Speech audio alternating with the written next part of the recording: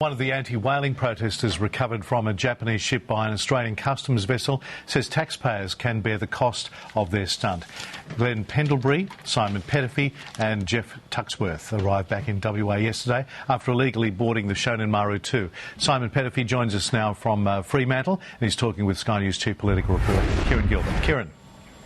Simon Peterffy, thank you for your time this morning. Many Australians support your cause, but they don't support the way you've gone about it. They don't support your approach. What do you say to them this morning?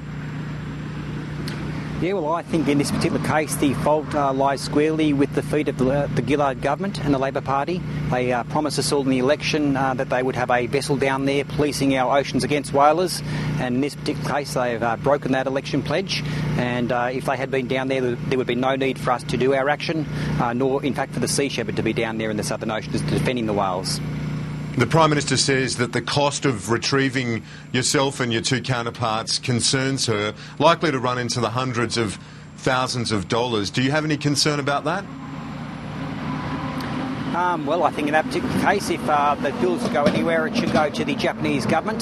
The Japanese government were illegally in Australian waters, and they were just off the coast of Bunbury. I could see the lights of Bunbury, and I think if it was them that chose to take us down to the Southern Oceans, and if there's any bill to be sent, it should be sent to the Japanese government.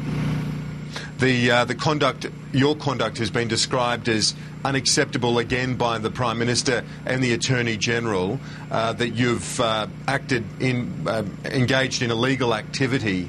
Did you have any reservations about doing this? Did you feel that you might have been detained and taken back to Japan and prosecuted as Peter Bethune was?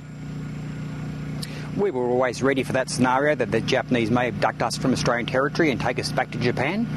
But we were hoping that the Australian government would be policing our territorial waters and not allowing a Japanese whaling ship to be just off the coast of Bunbury. So you don't accept that what you did, boarding the Japanese vessel in the dead of night, was trespass? I think in this particular case the fault lies with the Japanese government for allowing their vessel to be just off our coast. And I put it to you, what would happen if an Australian military vessel was just off the coast of Japan? I wonder how the Japanese government would respond.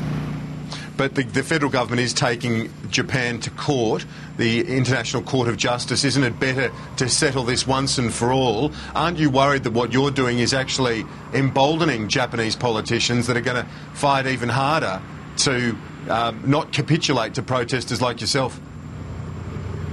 No, I think what this is pointing out to the Japanese government is there's a huge worldwide opinion against their whaling and poaching of whales in the Southern Ocean, and I think that message is being sent to Japan loud and clear. So you and your colleagues will take the law into your hands again? Well, I think there's an old saying, bad stuff can only happen if good people stand idle, and certainly if the Australian government's going to ignore the Japanese whalers poaching whales in our Southern Oceans, then I think people like the Sea Shepherd and other organisations like Forest Rescue will become involved. Simon, you were detained, arrested upon your arrival back on Australian soil. What was that relating to? I'm a long-standing activist and I have a number of forest offences, and it was a matter of dealing with those. Maybe a bit of payback from the Gillard government. You think it was payback, do you? Well, I feel it was probably politically motivated. The police certainly were aware of these warrants just before I left, and I had been speaking to the police about them. So, yes, I do believe it was politically motivated. And have those fines now been paid? I think they totalled about $7,500. Have Sea Shepherd and others come to your help on that? It was absolutely amazing. There's been overwhelming support from everyone everywhere, and I think I haven't met one Australian who's for the whaling in the Southern Oceans, and everyone seems to support us, and that was evident by the amount of money that was thrown up straight away to support my efforts. Simon Peterffy, appreciate your time this morning from Fremantle. Thanks for joining us. Thank you, Kieran.